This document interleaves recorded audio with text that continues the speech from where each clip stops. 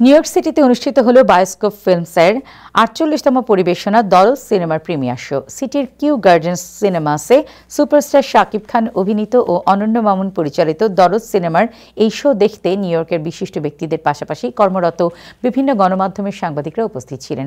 Premier শোতে উপস্থিত থাকার জন্য সবাইকে ধন্যবাদ জানান বায়োস্কোপ ফিল্মসের কর্ণধার রাজ হামিদ ও নওশাবা রশিদ। সিনেমাটির সাফল্য কামনা করেন নিউ ইয়র্কের বিশিষ্ট ব্যবসায়ী শাহনিয়াজ ও গ্যালাক্সি মিডিয়ার বদরুদ্দোজা সাগর। আমরা খুবই আনন্দ উৎফুল্ল সহকারে আজকে এনজয় করবো এই ছবি। আমেরিকা এবং বিশ্বব্যাপী প্রায় ২২টা দেশে মুক্তি পাচ্ছে।